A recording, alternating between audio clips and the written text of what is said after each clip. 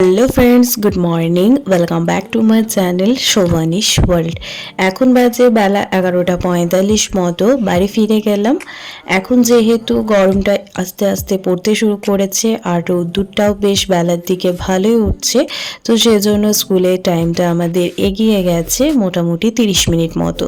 তো যেহেতু ক্লাস শুরু হচ্ছে 30 মিনিট আগে, তো স্কুল ছুটিটাও সেজন্য 30 মিনিট আগেই হচ্ছে। তো যাই হোক, বেশ বেলা হয়েছে, এখন বাড়ি ফিরলাম। আর তার সাথে ফ্রেশ হয়ে একটু দাঁড়িয়ে আছি জানালার পাশটায়, আর তার সাথে একটু ফল খাচ্ছি। আমরা প্রতিদিন যেসব খাবার খাই সেই খাবারের লিস্টের মধ্যে প্রত্যেক দিন একটা করে ফল রাখা উচিত, এটা জানি, বাট প্রত্যেক দিন ফল খাওয়া হয়ে ওঠে না। হয়তো ইচ্ছে করে না কোনো কোনো দিন, আর কোনো কোনো দিন আবার সময় হয় না। যাই হোক, 2000 years later. গুড নুন এভরিওয়ান। এখন বাজে বেলা 2টো মতো। পুরোপুরি চলে এসেছি রান্নাঘরে লাঞ্চের জন্য। লাঞ্চের রয়েছে সাদা ভাত, তার সাথে আলু দিয়ে নিম পাতা ভাজা, এই সিজনে বড্ড ভালো লাগে। কুমড়ো আলু পোস্ত, ডিম ভাজা, চাটনি, আলু পোস্ত, আর তার সাথে রয়েছে ডাল। তার সাথে একটু কাঁচা পোস্তও ছিল। আর এই সিজনে কিন্তু নিম পাতা ভাজা সকলেই খাওয়ার চেষ্টা করবেন, কারণ নিম পাতার প্রচুর গুণাগুণ রয়েছে, সেজন্য আর কি। চলুন লাঞ্চটা কমপ্লিট করে নিই। much later. Good afternoon everyone. এখন বাজে বিকেল 5টা 10 মতো। বেরিয়ে পড়েছি ইভিনিং ওয়াক করার জন্য।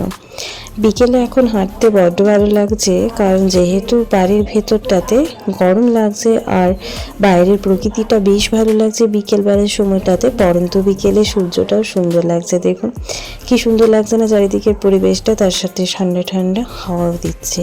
তো সেজন্য আর কি বিকেলবেলা হাঁটতে যাচ্ছি, আমি আর মা মিলে এখন বেরিয়ে পড়েছি। Good evening everyone. চলে এসেছি বাড়ি আসার পর একটু ফ্রেশ হয়ে নিলাম, তারপর চলে এসেছি চা বানানোর জন্য। তো এখানে দুধ চা বানিয়ে নিচ্ছি একটু কড়াভাবে আমার আর মায়ের জন্য। মিস্টার গোস্ত নেই, স্কুল যাচ্ছে। তো চা বানানো কমপ্লিট হয়ে গেছে। চা আর দুটো করে ক্রিম কেক আর বিস্কিট নিয়ে নিয়েছি, আর তার সাথে রয়েছে টিভি। তো এ হচ্ছে সন্ধ্যাবেলার আড্ডা। তো চলুন চা আর বিস্কিট খেতে খেতে একটু টিভিটা দেখা যাক, আর সন্ধ্যাটা একটু উপভোগ করা যাক। তারপর ডিসাইড করা হবে রাতের ডিনারে কি বানানো যায়। তো চলুন এখন চাটা খেয়ে নিই। আচ্ছা, তো আজকে ডিনারে বেগুন ভাজা রুটি বানালাম, সেজন্য আর শেয়ার করলাম না। বেগুন ভাজা করতে তো কম বেশি সবাই জানেন, সেজন্য। তো আমি আগের দিন একটা দিন শেয়ার করেছিলাম এই মটরশুঁটি, সবুজ মটর, আলু দিয়ে সুন্দর একটা সবজি রেসিপি।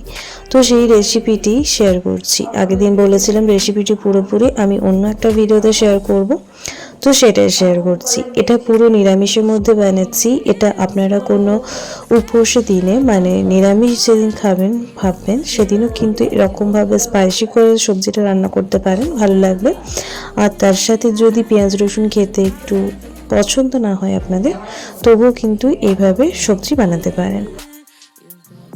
মটরশুঁটির সিজন তো প্রায় শেষের মুখে, গরম পড়ে যাচ্ছে আস্তে আস্তে, তাই মটরশুঁটিও আর বাজারে পাওয়া যাবে না সেরকমভাবে। তো এই সময়ে মটরশুঁটি আলু দিয়ে সুন্দর একটা সবজি বানিয়ে নিতে পারেন, এই সিজনে বেশ ভালো লাগবে। আচ্ছা, রান্নার প্রসেস তো একরকম হয় না, বিভিন্ন জন বিভিন্ন প্রসেসে রান্না করে থাকেন। আর রান্নার প্রসেস কিন্তু এদিক সেদিক একটু যদি পরিবর্তন হয়, তাহলেও কিন্তু টেস্ট দেখি অন্যরকম আসে। যেমন ধরুন, সেই রান্নার মধ্যে হয়তো কোনো একটা মশলা মিসিং থাকে, বা কোনো একটা মশলা বাড়তি দেওয়া থাকে, এই রকম আর কি।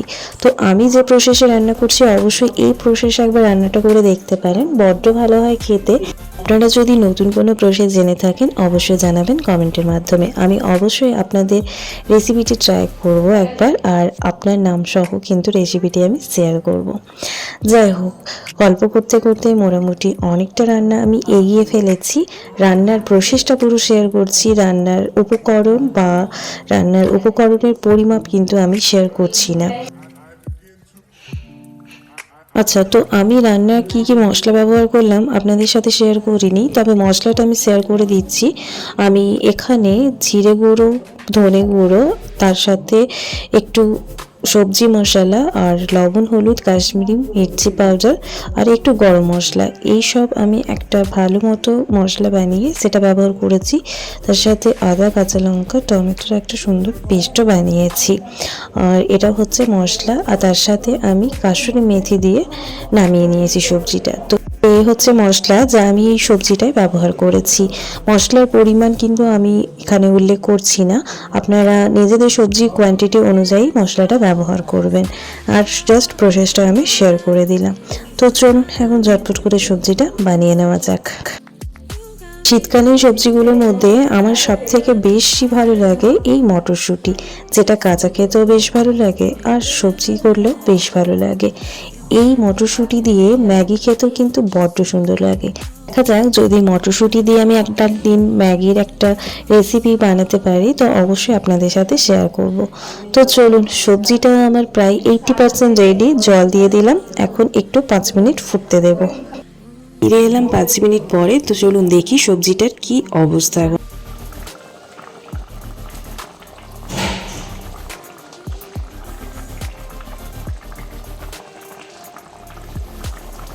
টকবগিয়ে সবজি আমার ফুটছে আর এদিকে আলুও বেশ ভালোভাবে সিদ্ধ হয়ে গেছে। চলুন একটা টেস্ট করে আপনাদেরকে দেখানো যাক।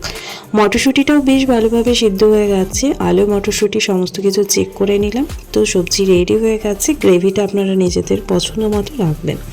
কাসুরি মেথি ছড়িয়ে নিলাম, এরপর ওভেনটা অফ করে দেব আর ঢাকা চাপা দিয়ে 5 মিনিটের জন্য রেখে দেব। তারপর এটা রুটি, লুচি বা পরোটা যে কোনো কিছুর সঙ্গে সার্ভ করতে পারেন।